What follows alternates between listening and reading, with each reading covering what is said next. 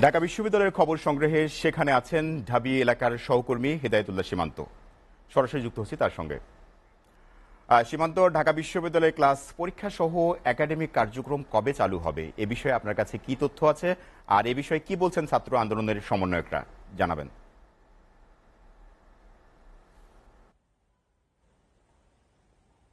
সোহেল, আপনার মাধ্যমে আমি দর্শকদের জানাতে চাই যে দীর্ঘ 2 মাস যে রক্তক্ষয়ী আন্দোলন যে সৃষ্টি করেছিল ঢাকা বিশ্ববিদ্যালয়ের শিক্ষার্থীরা অর্থাৎ বৈষম্য বিরোধী ছাত্র আন্দোলনের নেতারা, সেই আন্দোলন একেবারে 5 তারিখে সেটি সমাপ্ত হয়েছে। অর্থাৎ যে সরকার অর্থাৎ শেখ হাসিনার পতনের মধ্য দিয়ে সেটি শেষ হয়েছে। অর্থাৎ দীর্ঘ রক্তক্ষয়ী আন্দোলনে যারা অংশ নিয়েছেন ঢাকা বিশ্ববিদ্যালয়ের দামাল ছেলেরা, অর্থাৎ যে কেন্দ্রীয় সমন্বয়ক আছে আমার সাথে একজন তারিকুল ইসলাম, আমরা তার সাথে কথা বলবো।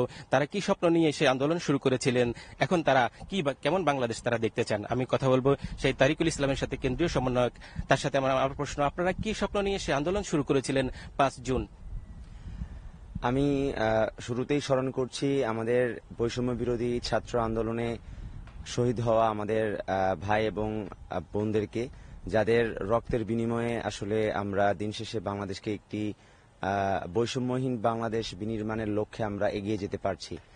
আপনারা জানেন যে আমরা শুরুতে কোটা সংস্কার আন্দোলন করেছিলাম 2018 সালে, পরবর্তীতে 2024 সালে এসে একটি রিটের মাধ্যমে সেই আন্দোলনের যে রায় ছিল সেটিকে যখন বাতিল করলো, তখন আমরা আবার আন্দোলন শুরু করি এবং আমাদের আন্দোলনের মূল লক্ষ্যটাই ছিল যে আমরা একটি বৈষম্যহীন বাংলাদেশ বিনির্মাণের লক্ষ্যেই আমরা এই আন্দোলনটি শুরু করেছিলাম। আপনারা জানেন 1971 সালে আমাদের এই বাংলাদেশকে আমরা স্বাধীন করেছিলাম বৈষম্য দূর করার জন্য, সাম্য, মানবিক মর্যাদা এবং সামাজিক সুবিচারের যে বাংলাদেশ আমরা বিনির্মাণ করতে চেয়েছিলাম। দুর্ভাগ্যজনক হলেও সত্য যে এটি স্বাধীনতার 53 বছরে এসেও সেটি বাস্তবায়ন হয়নি। সেই জায়গা থেকে আমাদের মূল লক্ষ্যটাই ছিল যে আমরা বৈষম্যহীন বাংলাদেশ বিনির্মাণের লক্ষ্যে সামনে এগিয়ে যাব। কিন্তু আপনারা লক্ষ্য করবেন যে আমাদের এই শান্তিপূর্ণ আন্দোলনে আওয়ামী লীগ সরকার তাদের সর্বোচ্চ বল প্রয়োগ করেছে শিক্ষার্থীদের উপর। তারা বুলেট চালিয়েছে, গ্রেনেড চালিয়েছে, স্নাইপার দিয়ে আমাদেরকে নিহত করা হয়েছে, আমাদের বাসা বাড়িতে আক্রমণ করা হয়েছে, আমাদের বাবা মাকে হেনস্থা করা হয়েছে, আমাদের বাবা মারা আমাদেরকে মর্গে মর্গে খুঁজেছেন, আমাদের লাশ দেখার জন্য তাদের কে অনেক কষ্ট করতে হয়েছে। এরকম একটি অবস্থা, অনেক বাবা মারা জানেন না যে তাদের সন্তানদের লাশ আদৌ কোথায় আছে।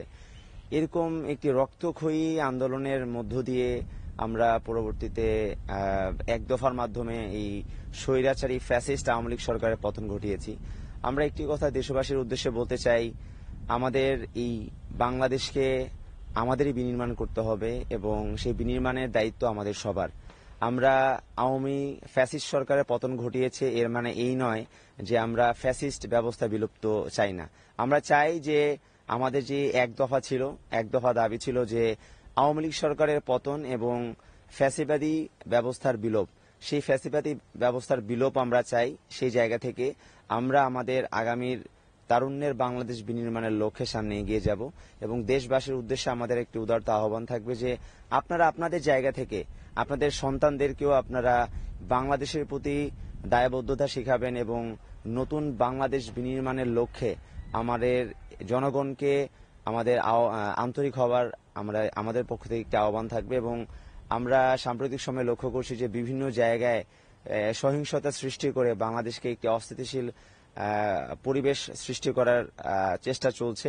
আমরা দেশবাসীর প্রতি বৈষম্য বিরোধী ছাত্র আন্দোলনের পক্ষ থেকে উদারত আহ্বান জানাবো, আপনারা এই সহিংসতাকে রুখে দিন, কোনো ধর্মীয় গোষ্ঠীকে আক্রমণ করা থেকে আপনারা রক্ষা করুন। আপনারা প্রত্যেকে জেলায় জেলায়, পাড়া মহল্লায় আপনারা সহিংসতা নিরোধ কমিটি গড়ে তুলুন এবং সবাইকে এই বার্তা পৌঁছে দিন যে আমরা যেই বাংলাদেশ বিনির্মাণ করতে পারিনি 1971 সালের মুক্তিযুদ্ধের পর, বাংলাদেশ স্বাধীন হওয়ার পর, সেই বাংলাদেশ অর্থাৎ সাম্য, মানবিক মর্যাদা এবং সামাজিক সুবিচারের বাংলাদেশ বিনির্মাণের লক্ষ্যে যেন আমরা পারস্পরিক সৌহার্দ্যপূর্ণ পরিবেশ বজায় রেখে একটি অসাম্প্রদায়িক বাংলাদেশ, একটি সুন্দর স্বপ্নের মেধাভিত্তিক বাংলাদেশ, বৈষম্যহীন বাংলাদেশ যেন আমরা বিনির্মাণ করতে পারি, সেই লক্ষ্যে আমরা সবাই একসাথে কাজ করব। সেই বার্তা, সেই আহ্বান আমরা দেশবাসীর প্রতি করছি। স্যার, একটি প্রশ্ন, আমরা দেখেছি যে গতকালকে বঙ্গভবনে আপনারা গিয়েছিলেন, রাষ্ট্রপতির সাথে সাক্ষাৎ করেছেন, সেখানে আপনারা অন্তর্বর্তীকালীন সরকার গঠনের একটা প্রস্তাব দিয়েছেন, সেখানে নোবেলজয়ী ডক্টর ইউনূসকে প্রধান করে। সেই কমিটির কাছে আপনাদের আশা প্রত্যাশা কি থাকবে? আমাদের আশা প্রত্যাশার যে জায়গা সেটি খুব পরিষ্কার। আমরা ফ্যাসিবাদী ব্যবস্থার বিলোপ চাই এবং আমরা চাই না যে এই অন্তর্বর্তীকালীন সরকার একটি ক্ষমতা পালাবদলের হাতিয়ার হিসেবে ব্যবহার হোক, সেটি আমাদের উদ্দেশ্য নয়। আমাদের বার্তা স্পষ্ট, আমরা রাষ্ট্রের সংস্কার চাই এবং ফ্যাসিবাদী ব্যবস্থার বিলোপ করার জন্য এই অন্তর্বর্তীকালীন সরকারকে একটি দীর্ঘ সময় কাজ করতে হবে। সেই জায়গা থেকে আমরা চাই যে অন্তর্বর্তীকালীন সরকার বাংলাদেশের রাষ্ট্রীয় যেই সমস্যাগুলোতে বর্তমান বাংলাদেশ জর্জরিত রয়েছে, আমাদের একটি স্বাধীন বিচার ব্যবস্থা বর্তমানে নেই, তাছাড়া আমাদের নির্বাহী বিভাগ থেকে শুরু করে আইন বিভাগের ফাংশনগুলো যেন তারা সেট করে যায়, এমন একটি সিস্টেম যেন তারা ডেভেলপ করে যায়, যেন পরবর্তীতে আমাদের রাষ্ট্রটা একটা স্টেবল পজিশনে যেন থাকতে পারে, একটি স্থিতিশীল জায়গায় যেন আমরা আমাদের রাষ্ট্রকে রাখতে পারি। সেই আশা এবং প্রত্যাশা আমাদের অন্তর্বর্তীকালীন সরকারের প্রতি থাকবে। এই যে হাজারো ছাত্র জনতার উপরে গুলি পড়েছে, তারা শহীদ হয়েছেন, এই বিচার কাজ কিভাবে আপনারা দাবি জানাবেন? এরা কিভাবে তার বিচারের কাঠগড়ায় দাঁড় করানোর জন্য আপনাদের পক্ষ থেকে কি উদাত্ত আহ্বান থাকবে? এই সরকারের যারা অন্তর্বর্তীকালীন সরকার গঠিত হবে তাদের প্রতি কি আহ্বান থাকবে? এদের বিচার কিভাবে করবেন তারা? অন্তর্বর্তীকালীন সরকার গঠিত হওয়ার পরে আমাদের প্রথম দাবি থাকবে, যারা এই সহিংসতার সাথে জড়িত তাদেরকে বিচার করার জন্য একটি আলাদা ট্রাইব্যুনাল, স্পেশাল ট্রাইব্যুনাল গঠন করে যারা দোষী এবং এই আন্দোলনে হামলার হুকুমদাতা তাদের সবাইকে বিচারের আওতায় এনে যেন আমরা একটি সুষ্ঠু বিচার নিশ্চিত করতে পারি এবং একই সাথে আমাদের যেসব ভাই এবং বোনেরা শহীদ হয়েছেন তাদের পরিবারকে আর্থিক ক্ষতিপূরণ সহ তাদেরকে সরকারি সুযোগ সুবিধা প্রণয়ন করে আমরা আমাদের জায়গা থেকে এত বড় একটি বিপ্লব আমরা সাধন করতে পেরেছি, সেই কৃতজ্ঞতার জায়গা থেকে আমরা যেন তাদেরকে কিছুটা হলেও সহযোগিতা করতে পারি, সেই বিষয়ে আমাদের প্রথমেই অন্তর্বর্তীকালীন সরকারের কাছে দাবি থাকবে। এই যে শিক্ষার্থীরা এখন ক্লাসে ফিরছেন, অর্থাৎ ঢাকা বিশ্ববিদ্যালয়ের যে ক্লাস চালু সহ ঢাকা বিশ্ববিদ্যালয়ের পরিবেশ আর শিক্ষার পরিবেশ নিয়ে আপনারা কি ভাবছেন? আপনারা জানেন যে আওয়ামী লীগ সরকার গত 16 বছরে বাংলাদেশের শিক্ষা ব্যবস্থাকে একটি তলানিতে নিয়ে গিয়েছে। সেই জায়গা থেকে আমাদের মেধাভিত্তিক বাংলাদেশ যদি আমরা গড়তে চাই তাহলে আমাদের সেই শিক্ষা ব্যবস্থাকে ঢেলে সাজাতে হবে। সেই জায়গা থেকে আমাদের অন্তর্বর্তীকালীন সরকারের প্রতিও আমাদের অনেকগুলো দাবির মধ্যে অন্যতম দাবি সেটি হলো যে শিক্ষা ব্যবস্থার একটি সংস্কার এবং সেই সংস্কার সাধন করার জন্য যা যা কিছু করা প্রয়োজন সেটি করতে হবে। আমাদের এই কোটা সংস্কার আন্দোলন আমরা সফল করেছিলাম বৈষম্যহীন মেধাভিত্তিক বাংলাদেশ বিনির্মাণ করার লক্ষ্যে। সুতরাং সেই জায়গা থেকে আমরা যদি বৈষম্যহীন মেধাভিত্তিক বাংলাদেশ বিনির্মাণ করতে চাই, সবার আগে আমাদের যে জায়গায় সংস্কার আনা প্রয়োজন সেটি হচ্ছে আমাদের শিক্ষা ব্যবস্থা।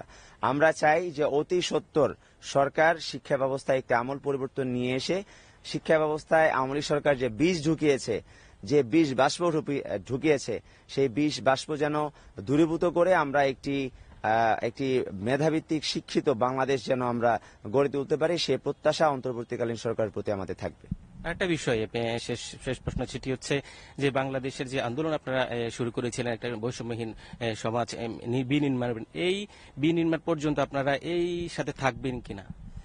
আমরা আমাদের জায়গা থেকে একটি কথা বারবার করে বলছি যে আমাদের আংশিক বিজয় হয়েছে, চূড়ান্ত বিজয় অর্জিত হয়নি।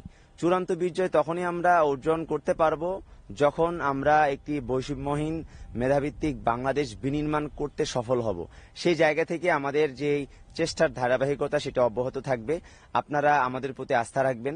আমরা তরুণ, কিন্তু আমরা আমাদের বাংলাদেশের প্রতি আমাদের যে দায়বদ্ধতা অনুভব করি সেটি আমরা আমাদের জায়গা থেকে সর্বোচ্চ পর্যায়ে বাস্তবায়ন করার জন্য আমাদের জায়গা থেকে যা যা কিছু করা প্রয়োজন তার সবটা দিয়ে আমরা সবকিছু করবো ইনশাল্লাহ।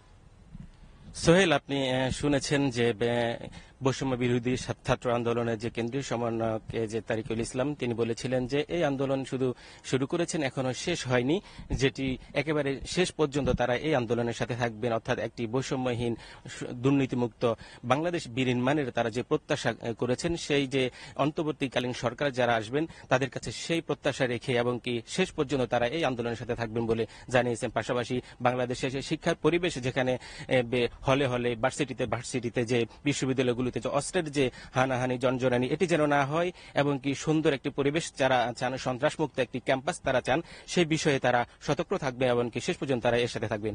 সোহেলে ছিল আমার কাছে ঢাকা বিশ্ববিদ্যালয় এলাকার পরিবেশের সর্বশেষ।